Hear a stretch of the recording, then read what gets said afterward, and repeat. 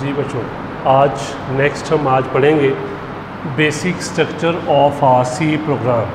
सी program का structure कैसा है, यानी उसमें हम किस तरह एक प्रोग्राम को डिज़ाइन करते हैं, वो स्ट्रक्चर के बारे में आज हमने पढ़ना है। ठीक है, स्ट्रक्चर ढांचा आमतौर पे होता है, लफ्ज़ी मतलब इसका ढांचा, यानी एक उसमें आप क्या क्या रूल्स इस्तेमाल करेंगे, क्या चीज़ें इस्तेमाल करेंगे, ठीक है, किसी भी प्रोग्राम को डेवलप करने के लिए। ये मैंने यहाँ पे लिखा है इसका तरीका। देखिए, सबसे पहली जो दो लाइनें मैंने लिखी हैं, हैश इंक्लूड, आगे मैं लिखा है एंगल ब्रैकेट्स के अंदर stdio.h या conio.h लिखा है मैंने। ठीक है, ये दोनों हेडर फाइल्स हैं। ठीक है, और ये पहले वाले हिस्से को हम कहते हैं प्री प्रोसेसर डायरेक्टर। ठीक है जी, ये स्टार्ट भी होता है। असल प्रोग्राम आपका यहाँ से स्टार्ट नहीं होता, बल्कि असल प्रोग्राम आपका यहाँ से मेन फंक्शन से स्टार्ट होता है, जिसमें हमने लिखा हुआ है वाइड मैन और आगे हमने ब्रैकेट। याद रखना है, ना तो यहाँ पे सेमीकोलन आना है, ना यहाँ सेमीकोलन आना है, और ना ही मेन फंक्शन के बाद में आना है। ठीक है, पहला हिस्सा हो गया प्री प्रोसेसर डायरेक्टर, दूसरा हिस्सा हो गया हेडर फाइल, तीसरा हिस्सा हो गया हमारे पास मेन फंक्शन, और चौथा हिस्सा हमारे पास कौन सा हो गया, सी स्टेटमेंट, या फिर इसे क्या नाम देंगे, बॉडी ऑफ प्रोग्राम कहेंगे। ठीक है, ये चार हिस्से हैं। अब इन चारों को हम यहाँ पे एक्सप्लेन करेंगे। सबसे पहले नंबर पे आता है जी प्री प्रोसेसर डायरेक्टर या कंपाइलर डायरेक्टर, ये वाला जो हिस्सा है, इसको हम हैश सिंबल के साथ शुरू करेंगे। स्टार्ट में इसके हैश होता है, ठीक है, उसके बाद ये कीवर्ड हम इस्तेमाल करते हैं, और फिर आगे हम हेडर फाइल्स को इस्तेमाल करते हैं। इसकी दो टाइप्स हमने पढ़नी है, इंक्लूड डायरेक्टर, और दूसरा कौन सा होता है हमारे पास, डिफाइन डायरेक्टर। ठीक है, यानी कि प्री प्रोसेसर डायरेक्टर या कंपाइलर डायरेक्टर एक ऐसा प्रोग्राम है जो कि, ठीक है, कंप्यूटर के प्रोग्राम चलने से पहले कंपाइलर को हदायत जारी करता है, जो चीज़ें हमने प्रोग्राम में इस्तेमाल करनी है उनके बारे में। जैसा कि इंक्लूड डायरेक्टर है, इंक्लूड का काम है कि आपने जो लाइब्रेरी फाइल्स हैं उनको एक्सेस करना है, उन तक रसाई हासिल करनी है। लाइब्रेरी फाइलों से क्या मुराद है, मैंने पिछले भी बताया था आप लोगों को। लाइब्रेरी फाइलें होती हैं इनपुट और आउटपुट। मसलन इनपुट के लिए हम स्कैनएफ यूज़ करते हैं, आउटपुट के लिए हम लोग प्रिंटएफ यूज़ करते हैं। यानी ऐसी तमाम फाइलें जो हम इनपुट और आउटपुट के लिए इस्तेमाल करते हैं, हम उनको लाइब्रेरी फाइलें कह देते हैं। उन लाइब्रेरी फाइलों तक रसाई हासिल करने के लिए हम क्या इस्तेमाल करेंगे, इंक्लूड डायरेक्टर इस्तेमाल करेंगे। ठीक है, इंक्लूड डायरेक्टर कहा जाएगा, यूज टू एक्सेस लाइब्रेरी। ठीक है, मसलन स्कैनएफ हो गया या प्रिंटएफ हो गया।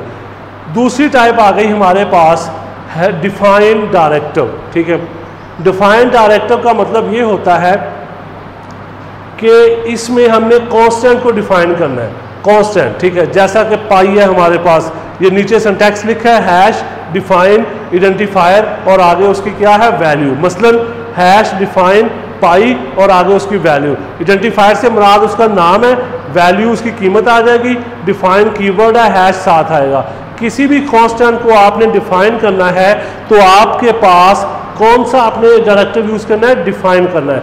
अगर लाइब्रेरी के बारे में काम करना है तो उसको कहा जाएगा इंक्लूड डायरेक्टर, और अगर आप कांस्टेंट के लिए काम करेंगे उसे कहा जाएगा डिफाइन डायरेक्टर। इंक्लूड में हम इस्तेमाल करते हैं लाइब्रेरी फाइलों को, मसलन के इनपुट और आउटपुट को। आगे जी दूसरा स्टेप हो गया हेडर फाइल्स। ये थी पहली प्री प्रोसेसर डायरेक्टर, इसके दो पार्ट्स हैं। फिर आता है हेडर फाइल। हेडर फाइल बेटा ऐसी फाइलें होती हैं जिनका सी लैंग्वेज में हम मुख्तलिफ लाइब्रेरी फाइलों को इस्तेमाल करने के लिए यूज़ करते हैं। इसकी एक्सटेंशन होती है .h, यानी जब आप इसको लिखोगे उसके लास्ट पे आप लोग लिखोगे .h, इसे कहते हैं एक्सटेंशन। टाइप कहा जाता है इसको। ठीक है, एक्सटेंशन या फिर इसे क्या नाम देंगे, टाइप कहा जाएगा, यानी किस किस्म की फाइल है। तो आपने जब इसको लिखना है, हैश लिखना है, इंक्लूड, आगे एंगल ब्रैकेट्स के अंदर लिखना है इसको stdio.h, या फिर आप लोग सेमीकोलन डबल कॉमा यूज कर सकते हैं इसकी साइडों पे एंगल ब्रैकेट्स की जगह। Hash include stdio, standard input output system. मसलन जब आपने इनपुट आउटपुट करना है आपने तब इसको, फिर conio.h आता है, फिर इसी तरह हमारे पास math.h आता है, यानी .h से मुराद उसकी एक्सटेंशन है और दूसरी चीज़ वो लाइब्रेरी फाइलों को एक्सेस करने का तरीका है। ठीक है, इसमें लिखने के लिए आपने क्या या तो एंगल ब्रैकेट यूज़ करनी है या फिर सेमीकोलन, यानी इस तरह ये या फिर ये, दोनों तरीक़ों से आप लिख सकते हैं इसको। ठीक है, और एक चीज़ याद रखनी है, इसके लास्ट पे आपने सेमीकोलन का इस्तेमाल नहीं करना, आपने सिर्फ इसको ठीक है एंगल ब्रैकेट या से ठीक है डबल कॉमा यूज़ करना है। तीसरी चीज़ आ गई हमारे पास, और इसको हम ठीक है हेडर फाइल को स्टोर करने के लिए हम इस्तेमाल करते हैं सब डायरेक्टरी, उसका नाम है इंक्लूड। इंक्लूड को हम इस्तेमाल करते हैं एज आ सब डायरेक्टरी के तौर पे, जिसके अंदर हम इसको सेव करते हैं। तीसरी चीज़ आ गई मेन फंक्शन। मेन फंक्शन क्या है, वाइड मेन लिखेंगे, आगे ब्रैकेट्स लिख देंगे। अच्छा, असल एग्जीक्यूशन हमारी जो प्रोग्राम की होती है वो यहाँ से स्टार्ट होती है। असल प्रोग्राम में मेन फंक्शन से चलना होता है। ठीक है, पहले वाला वो कंपाइलर को हिदायत देता है, ठीक है, लेकिन यहाँ से असल प्रोग्राम स्टार्ट। अब अगर आप इसको मिस कर देते हैं तो फिर क्या होगा, कैन बी कंपाइल, कंपाइल तो हो जाएगा लेकिन हम उसको रन नहीं करवा सकेंगे, यानी उसको एग्जीक्यूट नहीं करवा सकेंगे, कंपाइल करवा सकेंगे, ये इसका होता है। इसके बगैर यानी प्रोग्राम को हम एग्जीक्यूट नहीं कर सकते, इसका होना ज़रूरी होता है। चौथी चीज़ आती है हमारे पास सी स्टेटमेंट। ठीक है, करली ब्रैकेट, दरमियानी ब्रैकेट होती है ये। ठीक है, हम इसको डेलीमीटर कह देते हैं, इसको इस्तेमाल किया जाता है। इसके दरमियान में आप जो भी हिदायत लिखोगे वो सारी सी स्टेटमेंट कहलाएगी या फिर उसे कहा जाएगा बॉडी ऑफ प्रोग्राम, यानी कि ठीक है इस तरह दरमियानी ब्रैकेट शुरू करके और उसके दरमियान में आप जो भी लिखोगे वो सारा जो होगा वो सी स्टेटमेंट या फिर उसे क्या कहा जाएगा, बॉडी ऑफ प्रोग्राम कहा जाएगा। ये चार चीज़ें एक प्रोग्राम का हिस्सा होती हैं। इन चार चीज़ों को इस्तेमाल करते हुए आप सी लैंग्वेज का प्रोग्राम बनाएंगे, यानी कि कंप्यूटर सी लैंग्वेज का जो स्ट्रक्चर है वो चार चीज़ों पे मुश्तमिल होता है। यानी सबसे पहले नंबर पे प्री प्रोसेसर डायरेक्टिव, जिसकी दो टाइप्स हैं, इंक्लूड डायरेक्टिव और दूसरी कौन सी है, डिफाइन डायरेक्टिव। प्री प्रोसेसर को हम कंपाइलर डायरेक्टिव भी कहते हैं, इसको हम हैश सिंबल से स्टार्ट करते हैं। उसके बाद आता है हमारे पास दूसरे नंबर पे हेडर फाइल्स, इसको कहते हैं ठीक है हेडर फाइल, मतलब लाइब्रेरी फाइलों को एक्सेस करने का तरीका होता है हेडर फाइल्स। तीसरे नंबर पे आता है हमारे पास मेन फंक्शन। मेन फंक्शन असल प्रोग्राम की एग्जीक्यूशन जो होती है वो मेन फंक्शन से स्टार्ट होती है।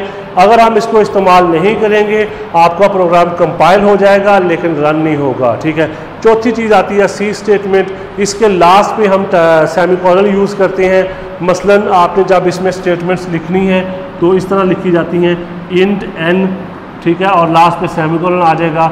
इसी तरह हमारे पास आ जाता है int a is equal to 10, ठीक है, ये चीज़ें इस तरह। लास्ट पे सेमीकोलन का इस्तेमाल लाजमी है। सेमीकोलन को हम कहते हैं स्टेटमेंट टर्मिनेटर, यानी स्टेटमेंट को बंद करने वाला स्टेटमेंट टर्मिनेटर कहलाता है सेमीकोलन। ठीक है जी, ये कुछ ठीक है इसका था खुलासा कि आपका एक सी प्रोग्राम जो है वो कैसा होता है, उसका स्ट्रक्चर कैसा होता है, ये उसके बारे में कुछ डिटेल थी। इसको आपने अच्छे तरीके से देख लेना है, रिवाइज़ कर लेना है। अगर आपको किसी भी किस्म का कोई मसला हो तो वो आप मुझसे कंसल्ट कर सकते हैं जी।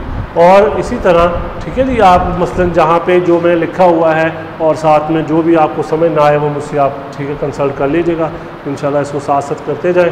अपना ख्याल रखिएगा, इंशाल्लाह फिर मुलाकात होगी। अल्लाह हाफ़िज़।